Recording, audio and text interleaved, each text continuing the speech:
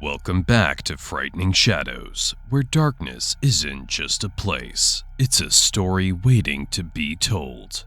Tonight, we begin a tale in Ravenwood, a town that seems ordinary on the surface, but holds secrets that have been hidden for generations. Carl arrives thinking he's here to handle his late uncle's affairs, but as he and his friend Dave explore the town, they can't shake the feeling that something's wrong. The locals act strange, and a quiet tension fills the air. As they dig deeper, what they uncover will pull them into a chilling mystery, one that will leave you questioning what's real. As always, this story's intended for mature audiences. Viewer discretion is advised. Before we begin, I'd love to know, how do you feel about these longer stories? Personally, I love crafting them because it lets me explore the details more deeply. But I'd really like to hear your thoughts in the comments below. And if you're enjoying the stories here on Frightening Shadows, don't forget to like, subscribe, and hit the notification bell so you never miss what lurks in the shadows. The morning of December 12th is crisp and clear as Carl and Dave make their way towards Ravenwood. The sky is a pale gray, but the roads are dry and the air's filled with the scent of pine from the surrounding woods. They've been on the road for a few hours, their conversation light and carefree, the car filled with the sound of music and the occasional clink of beer cans. They're in high spirits, laughing and joking. Carl listens to Dave ramble on, but his thoughts begin to drift. He's barely paying attention, and the memory of the phone call slips into his mind, uninvited but vivid. It had been a regular morning, just a few days ago. Carl was sipping coffee when his phone rang. The voice on the other end was sharp and formal. A lawyer. "Carl Hale?" the man asked. "This is James Cole from Davidson & Associates. I'm calling regarding an inheritance." Carl had frowned, his mind still foggy from sleep. "Inheritance?" "Yes," the lawyer continued, as if this sort of thing happened every day. "Your father's uncle, Samuel Hale, passed away recently. He left you his property in Ravenwood, Maine." The name Ravenwood meant nothing to Carl. His father had never mentioned an Uncle Samuel, and any family talk usually brushed over that side. "Why me?" Carl had asked, the confusion clear in his voice. "You were his closest living relative," the lawyer replied, his tone clipped and businesslike. "It's an old estate that's been in your family for generations. You're now the owner." The lawyer had gone on about paperwork and property details, but Carl's mind had wandered to an image of an old, crumbling mansion in some forgotten corner of the world. He couldn't shake the strange feeling of inheriting something from a man he barely knew. When the call ended, he sat there, staring at his phone, the lukewarm coffee forgotten on the table. The memory faded as Carl focused on the road again. The landscape around them had started to change. The trees were growing denser, their branches intertwining above the road, casting long, skeletal shadows across the asphalt. The road curved sharply, and Carl's foot instinctively pressed on the brake. The car came to a jarring halt, the tires crunching on the gravel shoulder. "Dude, what the fuck?" Dave exclaimed, his beer can nearly slipping from his grip. Carl didn't respond at first, his eyes fixed on something in the distance. "Wow, check this out," he finally said, awe creeping into his voice. To their left, about a mile off the main road, stood an old bridge. It was a relic of another era, a structure that seemed to belong to the land as much as the trees and the rocks around it. The bridge was made of dark, weathered stone, its arches elegantly curving over a narrow, shallow creek that glistened faintly in the dim light. Despite its age, the bridge appeared remarkably intact. its stonework intricate and surprisingly well preserved. Moss and lichen clung to its surfaces, adding a touch of green to the muted tones of the stone. At the center of the bridge, a single stone carving protruded, a grim, ancient face, worn smooth by centuries of weather. It was expressionless, yet there was something unsettling about its gaze, as if it watched anyone who dared to cross. The structure had an eerie beauty, standing solitary among the encroaching woods. The trees on either side bent towards it, as if bowing in reverence. A faint mist lingered around the base, hugging the creek, giving the bridge an ethereal, almost ghostly aura. It emanated a silent power, an unspoken history that both drew and warned at the same time. Compelled by a mixture of curiosity and the bridge's strange allure, Carl and Dave decided to pull over. They walked towards it, their footsteps muffled by the layer of leaves and pine needles that carpeted the ground. The closer they got, the more they felt the temperature drop, the crispness in the air turning sharper, biting at their exposed skin. "Man, this thing's ancient," Dave muttered, snapping a few pictures with his phone. "Look at the stonework. You don't see this kind of craftsmanship anymore." Carl nodded, moving closer to the bridge. He ran his hand over the stone railing, feeling the rough, cold surface beneath his fingers. The stone seemed to pulse with a life of its own, a deep, throbbing cold that sent a shiver up his spine. They took a few selfies, laughing as they posed on the bridge. But as they smiled for the camera, the atmosphere shifted. A sudden, biting gust of wind rushed across the bridge, whipping at their faces and rattling the bare branches overhead. It wasn't just a cold wind. It was an unnatural chill that cut through their clothes and sank into their bones. Instinctively, they both turned towards the road, feeling an inexplicable urge to leave. "Whoa," Carl said, glancing up at the sky. Snowflakes had begun to fall, delicate and sparse at first, but quickly increasing in number. They drifted down silently, like white ash, coating the ground in a thin layer of powder. "Didn't think it was supposed to snow today," Dave muttered, rubbing his hands together. The temperature seemed to have dropped several degrees in the span of minutes. "We should probably head to the house," Carl suggested, his voice a bit uneasy. The bridge, with its ancient face carved into the stone, seemed to be watching them, silently judging their presence. After snapping a few last pictures, Carl and Dave climbed back into the car, their breath visible in the cold air. The engine rumbles to life, and the headlights cut through the late morning fog as they pull back onto the road, heading toward the town. The sky's overcast, with patches of gray clouds hanging low, but the sun still hasn't fully emerged. The snow's just started to fall, light and sporadic. Dave cracks open a beer, taking a long sip before leaning back in his seat, relaxed. "That bridge was pretty badass, huh?" Dave says, his voice casual. "Old as hell, but it's still standing. I kind of get why people hang on to stuff like that." Carl nods, though his mind keeps drifting back to the strange cold that seemed to wrap around them. "Yeah, it's solid. Gave me the creeps, though." Dave chuckles. "Come on, man. It was just some old bridge. You're overthinking it." "Maybe." Carl keeps his eyes on the road, the snow beginning to pile up slightly. But that wind hit different. Felt wrong. "Wrong, huh?" Dave leans back, glancing at Carl with a grin. "Maybe the ghost of whoever built that bridge is hanging out, waiting for us to mess with it." Carl lets out a short laugh.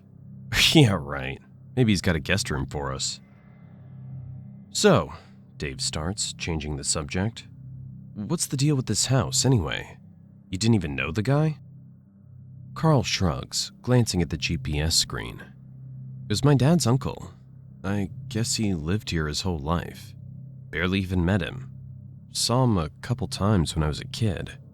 He was always kind of a loner, kept to himself. So let me get this straight, Dave says, taking another swig of his beer. Some guy you barely know leaves you a whole damn house? And in a town like this? Carl chuckles. Yeah, it's weird. Got the call out of the blue. Lawyers said I was the closest living relative, so it all went to me. Dave raises an eyebrow. You sure there's no catch? Like, this isn't some Scooby-Doo situation, right?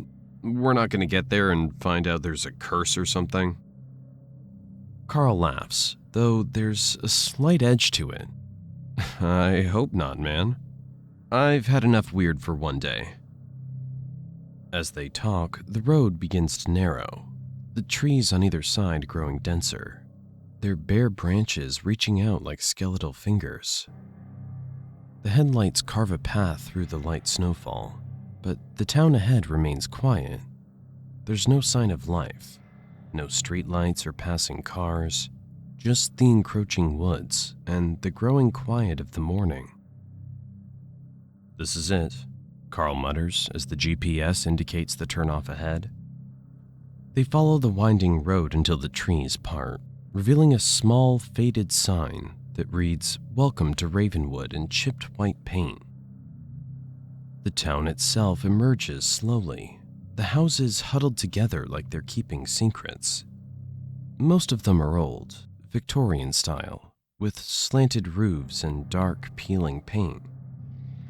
A few streetlights flicker dimly, casting long shadows over the narrow streets. Damn, this place looks like it's straight out of a horror movie, Dave says, peering out the window. Where is everyone? Carl doesn't respond, his eyes scanning the empty streets. It's eerily quiet for a small town, especially at this time of day. The snow has covered everything in a soft blanket of white, but it feels like the town's holding its breath, waiting for something to happen. Finally, they reach a turnoff at the end of the road, where the forest encroaches once again. An old wooden sign, barely legible, reads Hale Manor in faded letters. Carl pulls the car onto the gravel driveway, the tires crunching on the icy surface. The trees close in again, and for a moment, it feels like the house itself is hidden from view, tucked away in a corner of the world that time forgot. The house comes into view slowly, emerging from the light snow as they round the final bend in the driveway. It's bigger than Carl expected, a looming two-story structure with dark windows that reflect the glow of the late morning light. The roof is steep and covered in a layer of fresh snow, and vines climb the stone walls, tangled around the porch railing and crawling up towards the second floor. Jesus, Dave mutters, leaning forward to get a better look. This place is straight up haunted, man. No way around it. Carl doesn't disagree. The house has a presence, a quiet, looming one that seems to watch them as they pull up. The front porch sags slightly under the weight of years, but the house itself looks solid, like it's been standing for longer than anyone can remember. Carl turns off the engine, and for a moment, they sit in silence, staring up at the house. The snow falls heavier now, thick and soft, muffling the world around them. Well, Carl says, grabbing the keys from the ignition, let's see what we're working with. They step out of the car, the cold Maine air biting at their faces. Carl pulls his jacket tighter, bracing himself against the chill. He's in his early 30s, with sandy brown hair and a bit of scruff. Not one to obsess over his appearance. His build is average, fit enough from the occasional hike or gym visit, but nothing extraordinary. He works in IT, a job that keeps him in front of a screen most days, but at least it gives him time off between Christmas and New Year's. This trip feels like a break from the routine, something different to keep things interesting. Dave rounds the car with his usual grin, beer can in hand. Also in his early 30s, Dave's the more laid-back of the two. His short, dark hair and sharp blue eyes always seem to carry a spark of humor. He's more muscular than Carl, thanks to his job at a warehouse, and approaches life with a casual, easygoing attitude. For Dave, this trip's all about helping out his friend and having some fun along the way. They make their way to the porch, the wooden steps creaking under their weight. The house looms above them, dark and still. Carl fumbles with the key while Dave takes another sip of his beer, glancing around. The lock clicks open with a heavy clunk, and the doors swing inward on rusty hinges. The air inside is cold and stale, carrying the faint scent of old wood and time-worn memories. "Welcome home," Dave says with a grin, stepping inside first. "Let's see if this place has any skeletons in the closet." Carl follows him in, and the door swings shut behind them with a soft creak. The cool, dusty air of the house greets them like a forgotten relic of the past. The hallway's wide, lined with dark wood paneling, and the floors creak gently under their footsteps.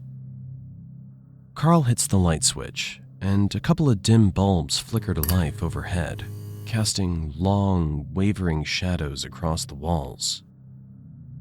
Dave walks ahead, peering into the various rooms. "Not bad for an old place. Got electricity, heat. We're not exactly roughing it."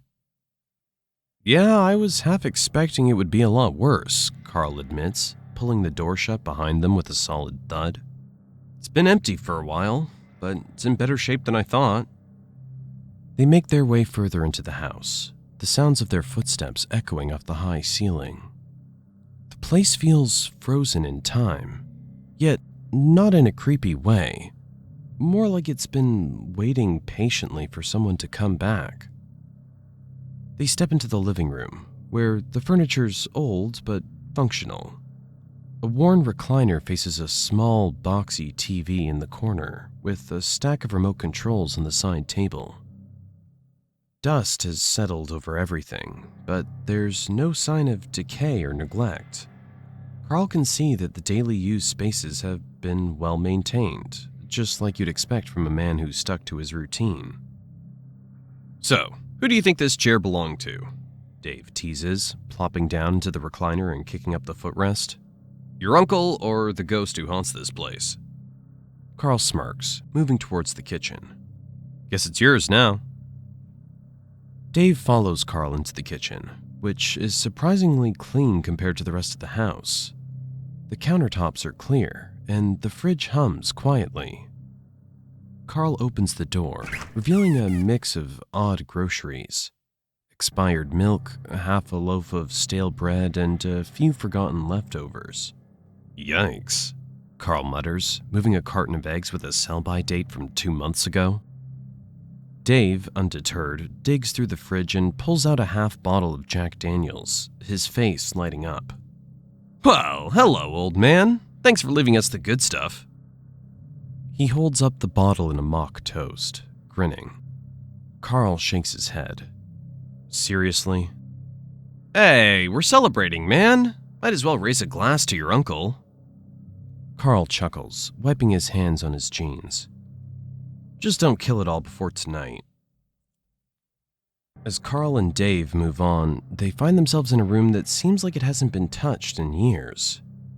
The reading room's filled with towering bookshelves, stacked high with dusty old volumes.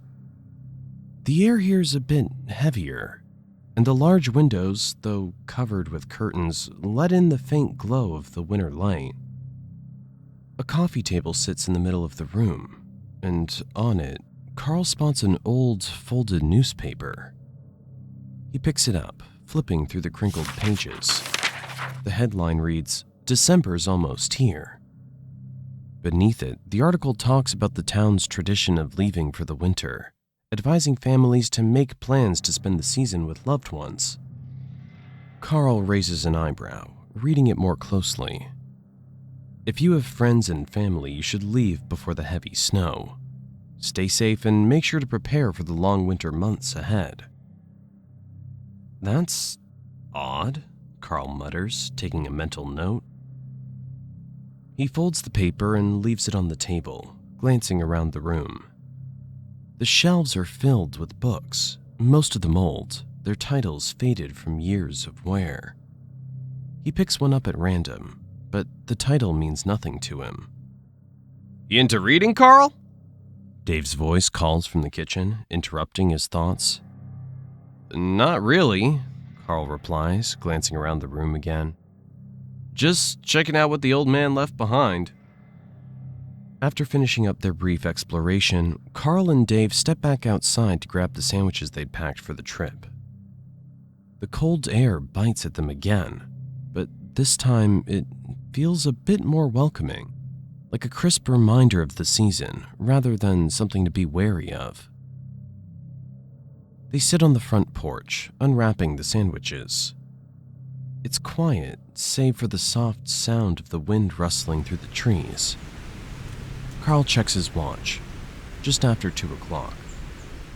"Not a bad place," Dave says, biting into his sandwich. "We clean this up and it'll be good as new." Carl nods, though his mind keeps drifting back to the newspaper article. "Yeah, I guess." "You all right?"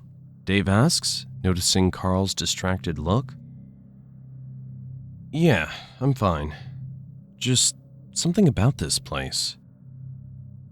Dave shrugs, taking a swig from the bottle of Jack. "Well, at least it's not a total dump." Carl and Dave spent the rest of the afternoon exploring the house, taking their time to check every room. They found some odd things: old trinkets, dusty furniture, and a few items that seemed out of place, but nothing that really stood out.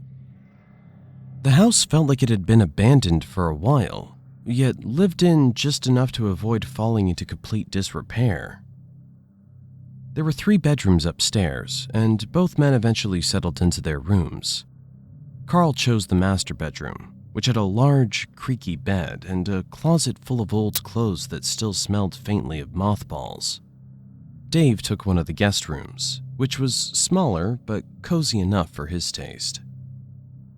After a few hours of cleaning and settling in, they decided it was time for a break. As the afternoon gave way to evening, the sky darkened and the temperature dropped. The snow had begun to fall more heavily, covering Ravenwood in a blanket of white. Dave, already in a good mood after a few drinks, leaned back on the couch and scrolled through his phone.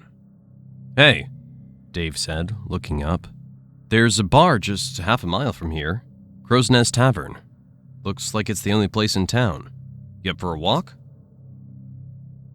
Carl glanced out of the window at the snow-covered street. It had been snowing lightly all day, but now the town was draped in white, the quiet making everything seem frozen in time. He shrugged and grabbed his coat. "Sure, why not? We could use some fresh air anyway." They stepped out into the cold evening, pulling their jackets tighter against the chill.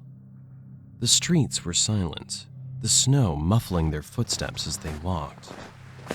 It was a peaceful 15-minute trek, the glow of streetlights casting long shadows across the empty roads. Despite the cold, Dave was in high spirits, already talking about what he planned to drink when they got there. Carl followed beside him, the quiet of the town settling in his bones.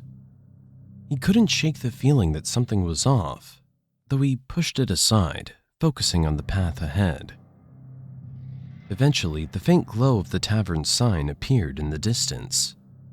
The wooden building stood at the corner of the street, its exterior weathered by countless winters. Warm light spilled from the windows, cutting through the snowy night, and the faint hum of voices could be heard inside. "Looks like we found it," Carl said, pulling open the door as they stepped inside. Carl and Dave pushed through the heavy wooden door, and the smell of smoke, old wood, and something distinctly herbal greets them. Inside, the bar is a mix of the old and the older. Wooden beams stretch across the low ceiling, and the walls are adorned with faded photographs and relics of Ravenwood's past. A handful of patrons sit scattered around the room, huddled over their drinks. Their conversations halt as Carl and Dave step in, the sudden silence prickling with tension. Behind the bar stands the bartender, a grizzled man in his late 50s with eyes that seem to have seen too much. He watches them with a neutral expression, wiping a glass with a cloth that looks as old as the bar itself. "Evening," Carl says, trying to sound casual as he and Dave approach the bar. "Couple of beers, please." The bartender nods slowly, turning to pull 2 drafts. As he sets the glasses in front of them, he finally speaks, his voice gravelly. "You boys ain't from around here?" Carl chuckles nervously. "No, just got into town today. I inherited a place from my uncle." The bartender's eyes flicker with something. Recognition, perhaps. Or maybe just caution. He doesn't respond immediately, instead giving a slight nod as he looks past Carl and Dave towards the room. The patrons have resumed their conversations, but their voices are hushed, eyes occasionally darting towards the newcomers. Dave, oblivious to the tension, raises his glass. "Well, cheers to new beginnings, right?" "Right," Carl replies, clinking his glass against Dave's, though his mind is already drifting. He can't shake the feeling that they're being watched, that the entire bar is holding its breath. As they drink, Carl's eyes wander to the walls, to the old photographs. One in particular catches his attention. It's a black and white image of the bridge they saw earlier, taken long ago. In the photo, the bridge stands as it does now, but there's a shadowy figure standing at its center, an indistinct form that sends a chill through Carl. He leans towards the bartender, unable to contain his curiosity. "That bridge, what's the story with it?" The bartender's eyes harden, and for a moment, it seems like he won't answer. But then he sighs, his gaze fixed on the glass in his hands. "Old bridge, been there longer than anyone can remember." His voice is curt, as if that's all there is to say on the matter. Dave, who's been listening with only half an ear, suddenly perks up. "Oh, that's the bridge we stopped by this morning, right, Carl?" The words hang in the air like a death knell. Instantly, the tavern falls into a deeper silence than before. Every conversation halts. Heads turn slowly towards them, eyes wide with a mixture of disbelief and fear. It's as if Dave had spoken a forbidden incantation, the mention of the bridge in this context causing a palpable shift in the room's atmosphere. Carl glances around, uneasy. The patrons are staring at them, their faces pale and drawn. The bartender's hand freezes mid-wipe, his expression tightening. "You stopped at the bridge?" The bartender's voice is barely above a whisper, the question heavy with unspoken meaning. "Yeah," Dave replies, oblivious to the growing tension. "We just took a few pictures. It looked kind of cool." The bartender sets the glass down with a sharp clink, his jaw tightening. He leans in, his voice low and urgent. "You need to leave. Now." Carl frowns, taken aback by the sudden change in tone. Leave? Why? We just got here. You don't understand, the bartender snaps, his voice rising slightly. You don't go near that bridge. Not now, not ever. You need to pack up and get out of Ravenwood tonight. A murmur spreads through the tavern, and one of the older patrons, a woman with silver hair and tired eyes, speaks up. He's right. If you've been to the bridge, it's not safe. You shouldn't have come here. Another man, his voice trembling, adds, People don't just stop at Alistair's Crossing. Not in winter. You need to leave before... That's enough! The bartender barks, silencing the room. He turns back to Carl and Dave, his eyes hard. You need to leave this town before it's too late. Carl looks at Dave, whose earlier bravado is evaporated, replaced by a growing unease. Carl turns back to the bartender, trying to keep his voice steady. What's going on? Why are you all acting like this? The bartender clenches his jaw, glancing around the room before speaking in a tone laced with fear and frustration. This town has rules that outsiders don't understand. If you value your lives, you'll listen and leave. Now. The air in the tavern is thick with tension. The townsfolk's faces a mixture of fear and urgency. Carl and Dave, feeling the weight of their stares, finish their beers quickly, their earlier sense of adventure replaced by a gnawing dread. They leave the tavern, stepping back into the cold, snow-covered streets. The snowfall's grown heavier, and the wind bites at their skin, a sharp reminder of the bartender's words. That was intense, Dave mutters as they begin their walk back toward the house. Carl says nothing, his mind racing with the bartender's cryptic warnings and the townsfolk's reactions. He can't shake the feeling that they've walked into something far darker than they could have ever imagined. As he glances back at the tavern, he sees the figures of the patrons still watching through the frost-covered windows, their silhouettes blurred, but unmistakably grim. The wind howls through the quiet streets as Carl and Dave make their way from the tavern. The snow's thickened into a near whiteout, the world around them fading into a soft, ghostly blur. Yeah, maybe you were right, Carl says with a forced laugh. This place is full of ghosts. Dave chuckles, though it's more of a grunt. Man. I was really looking forward to ordering a few burgers. Now we need to call Uber Eats. If they even deliver to a pit like this. He waves his hand dismissively, mocking the town. Carl can't help but turn his head toward the bridge. It was barely visible when they arrived, and now, in the heart of the snowstorm, it's completely swallowed by the swirling white.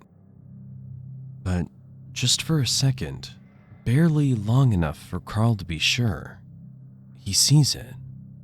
A shadow. Huge. Dark. Standing right in the middle of the bridge. His heart skips a beat. Dave, look! Carl grabs Dave's arm, spinning him around to face the bridge. But the shadow's gone, leaving only the snow swirling in the wind. Dave squints at the empty space where Carl was looking. What, did you see Bigfoot or something? He laughs, clapping Carl on the back. Man, you're letting those old-timers get to you. Carl stays quiet for a moment, staring at the spot where the shadow stood, before shaking his head and following Dave. As they continue their walk back to the house, Carl's mind races. What the hell's going on in this place? I'm serious, Carl says, his voice low. This place is weird. There's something off. Dude, it's a creepy old town. Of course it's weird. That's the whole vibe here. Dave is still mocking, his tone light and casual. Look, you're just freaked out because the bartender and those locals were acting like we just broke some ancient law or something. It's all just old town superstition. It's more than that, Carl insists. The newspaper I found in the reading room. It was talking about December coming and how people need to leave town. It said to get out before winter hits. Dave raises an eyebrow. Okay, so the town shuts down for winter. You know, like half of Maine. Everyone goes to stay with their relatives or whatever. Yeah, but it felt weird. Like there was something they weren't saying. In the bridge.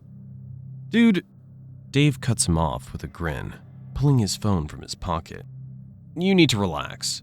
Look, I already ordered pizza, 2 large ones. We'll be fine. It'll be here in 30.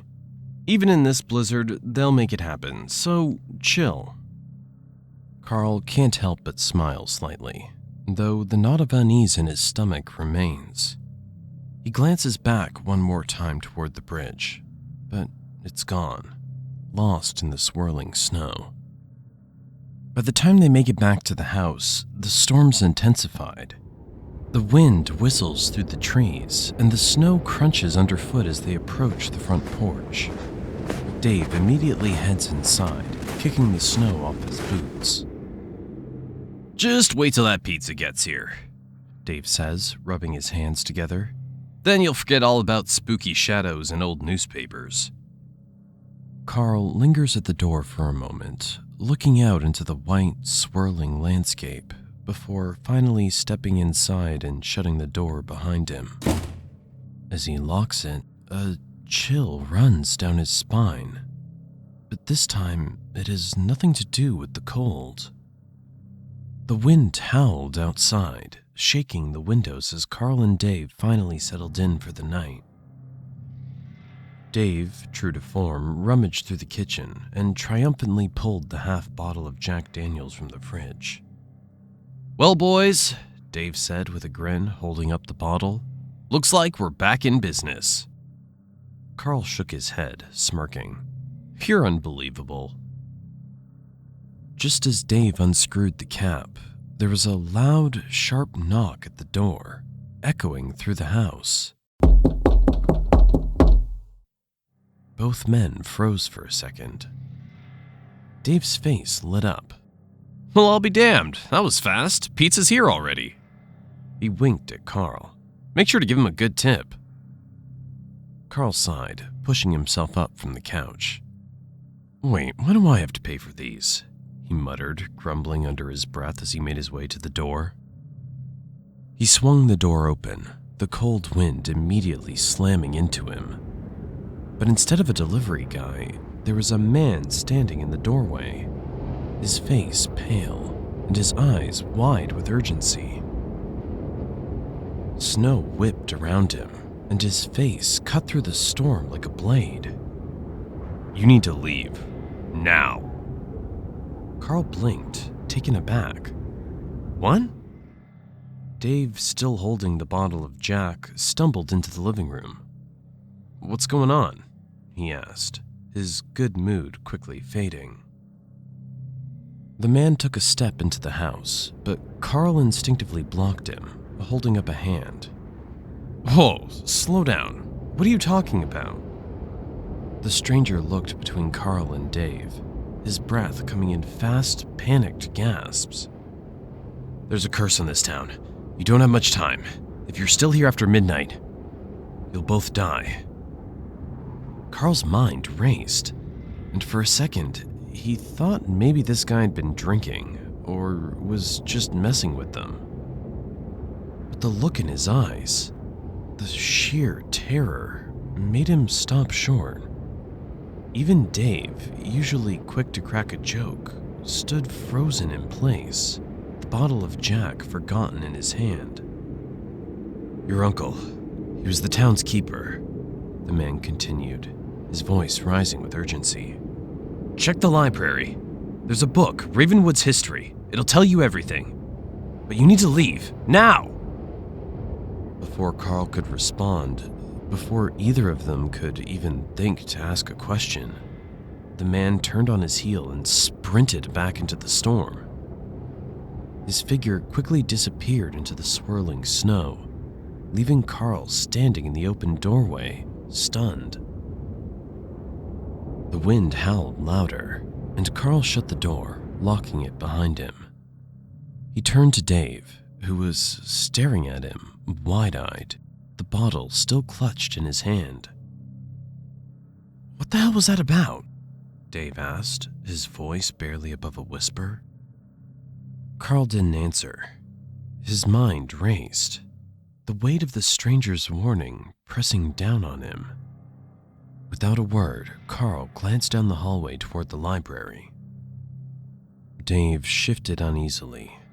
Then, with his usual bravado, lifted the bottle and took a long, deliberate sip of the JD, trying to shake off the tension. "Well, that guy clearly hasn't heard of hospitality," Dave said, flashing a grin. "Though I gotta give it to him, he knows how to make an entrance." Carl didn't respond. Without a word, he turned on his heel and started walking toward the library. "Oh, come on, man, you can't be serious," Dave called after him. But Carl kept walking, his focus entirely on the warning the stranger had delivered. The words echoed in his head. "Before midnight, or you both die." Carl had been at it for a good half hour, his fingers tracing the spines of countless books, the dim light from the old lamp casting long shadows across the room. The library smelled of dust and age, the air thick with the sense that these books hadn't been touched in years. Some were heavy tomes on history, others old novels with worn covers, but none of them were the one he was looking for, Ravenwood's history. His frustration grew. Every minute felt like another step closer to midnight, and with each tick of the clock, Carl's sense of urgency mounted. He could feel the pressure building in his chest, the weight of something unknown closing in on him. Then, the sound of footsteps behind him. Dave entered the room, holding a slice of pizza in one hand, the smell of melted cheese and pepperoni cutting through the library's musty air. He took a bite, leaning against the doorframe casually. "Find it yet?" Dave asked, mouth full, barely glancing at the shelves. Carl, his patience already thin, shot Dave a look.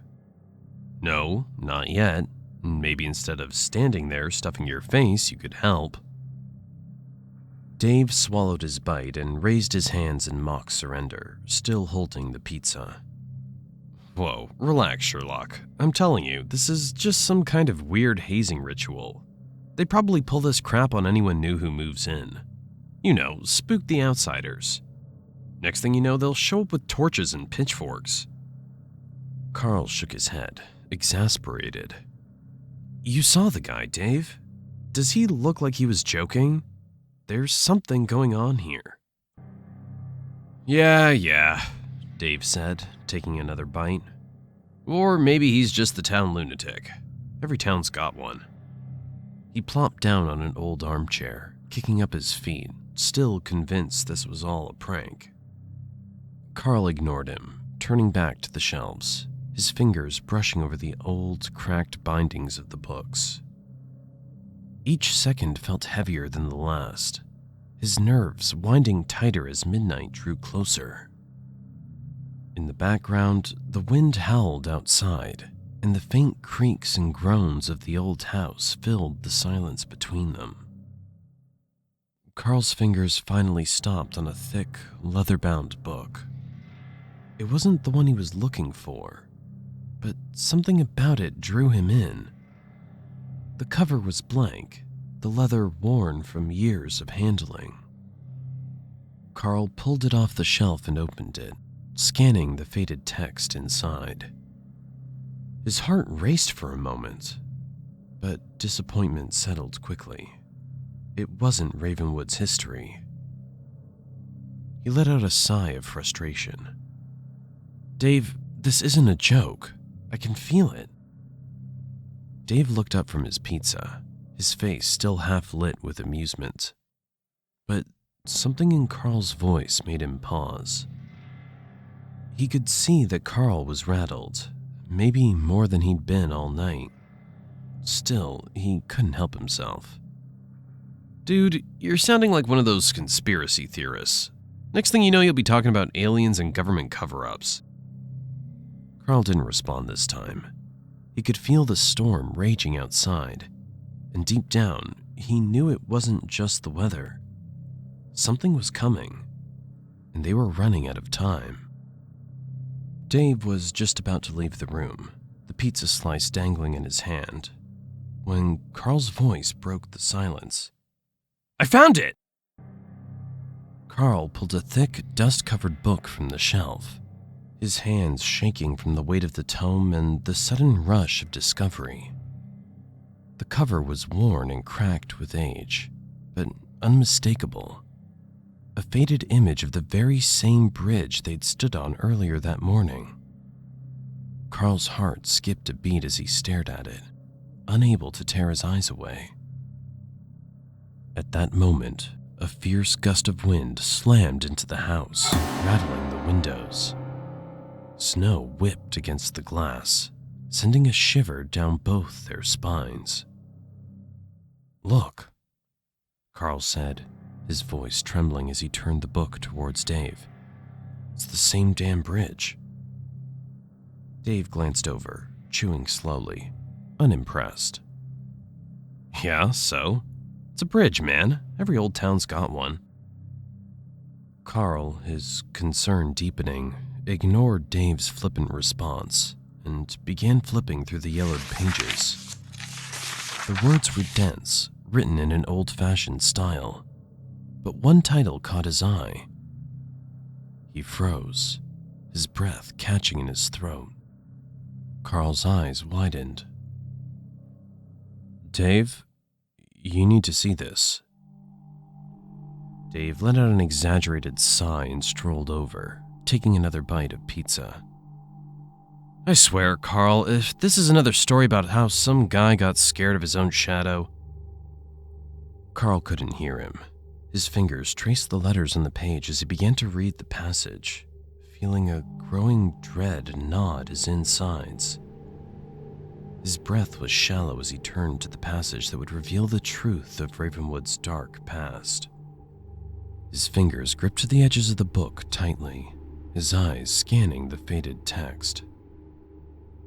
On the night of December 12th, as the town of Ravenwood was gripped by a storm that howled through its streets, a group of soldiers dragged Captain Alistair's body to the bridge. He was still alive, but barely. Beaten, bloodied, stripped of any warmth.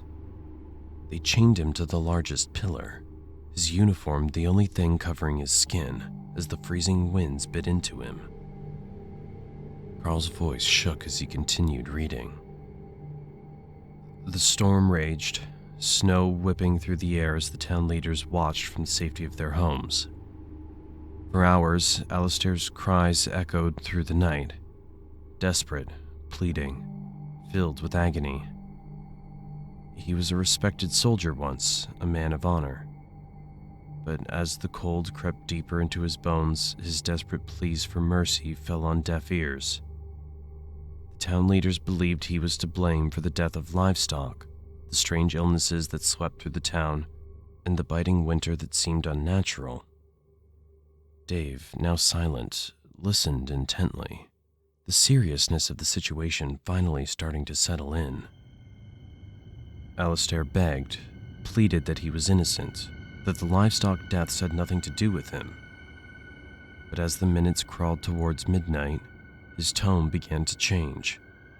His cries for help turned into something darker, something filled with rage. His voice echoed through the storm, cursing the very people who'd left him to die. Carl paused, the room seeming to grow colder as he read. As midnight approached, His screams grew louder, more terrifying. He swore they would pay, all of them. The town's leaders, their families, the townsfolk. He swore he would return to make them suffer. And then, just before the final stroke of midnight, the screaming stopped. Silence fell over the town. The wind outside seemed to pick up in response, snow slamming against the window again, rattling the glass. Carl's throat tightened, but he pushed forward. Unknown to the townsfolk, something was listening. Something not of this world. In his final moments, Alistair made a pact. His soul was no longer his own. With his last breath, he sold it to the devil, vowing revenge on those who'd betrayed him. Carl and Dave exchanged a look, both of them now fully gripped by the horror of the story. Carl continued. At the stroke of midnight, the town's leader sent 6 soldiers to patrol the bridge and confirm Alistair's death. What happened next was nothing short of a massacre. Carl's voice dropped to a near whisper as he read on. The townsfolk were awoken shortly after midnight by screams so blood-curdling it was said their hearts turned to ice. The cries were brief, no more than a minute or two, but the horror of those moments would be etched into the minds of Ravenwood's people for generations. The townsfolk rushed to their windows, desperate to understand what had happened, and that's when they saw it. Carl's hands trembled as he flipped the page. A horse, but not any ordinary horse. Its eyes glowed with an unnatural, hellish yellow light, and its body was covered in deep wounds, gashes where the flesh had been torn apart. Parts of its body were frozen solid, ice clinging to the beast like armor, and upon its back sat a figure. Dave leaned in closer, his earlier bravado completely gone. The figure wore the tattered remains of Captain Alistair's uniform, his body twisted and broken. His face was obscured by a dark hood that covered everything but the malevolent gleam in his eyes. In his left hand, he held a sword, its tip dragging against the snow-covered ground, leaving a trail of blood. He did not move. He did not speak. He simply watched, waited for nearly a minute. Carl's breath quickened. Then, with a gust of wind so powerful it nearly tore the houses apart, the figure vanished into the storm, as if swallowed by the night. The room felt heavy with silence as Carl read the next part. At dawn, more soldiers were sent to the bridge. What they found was carnage. The 6 soldiers who'd been sent to check on Alistair's body were torn apart, some by the blade, their bodies sliced open with brutal precision, others completely frozen. Their faces were locked in twisted expressions of terror, their limbs stiff, frozen solid. Blood and frost mingled in the snow. Carl's voice faltered as he reached the conclusion. Since that night, the figure, now known as the Rider, has returned every winter. His appearance is heralded by a storm, and his victims are those foolish enough to cross Alistair's bridge on the night of the 12th. By the 13th, the storm is at its peak, and those who are marked by him never live to see the 14th.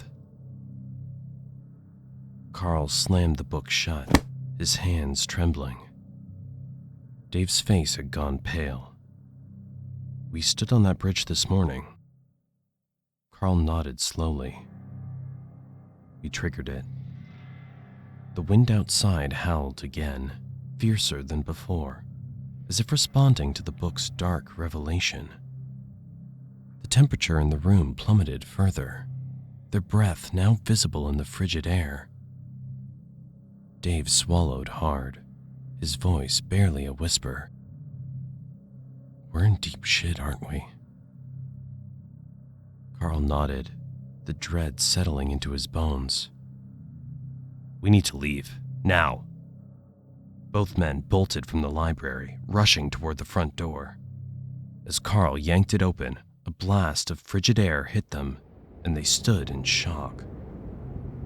The snow outside had doubled in size during the last 2 hours. A thick, heavy blanket of white burying the ground and stretching as far as they could see. Dave, now clearly shaken, glanced at Carl. "Do you think we can still drive in this?" Carl hesitated. He wasn't sure himself, but they had no other option. "We have no choice. It's 2 hours until midnight. We need to leave." They quickly grabbed their belongings, Carl snatching up his bag, and Dave not forgetting to grab the Jack Daniels bottle. They bolted for the car, their breath visible in the freezing air. As they jumped in, Dave tried to keep the mood light, though fear crept into his voice. "Next time someone calls you and says you've inherited a house, please, for the love of God, tell them to F off." Carl gave a thin smile, but his focus was on the snow-covered road ahead. He turned the key in the ignition, and the car roared to life. A 2013 Ford Fusion, reliable enough for everyday driving, but not built for a winter storm like this. Carl pressed his foot down gently on the gas, the tires struggling to grip the snow and ice beneath them. Slowly, they made their way down the narrow streets of Ravenwood, the snow crunching under the tires. As they passed by the houses, Dave noticed something that sent a chill down his spine. Behind the windows of several homes, he could see faces.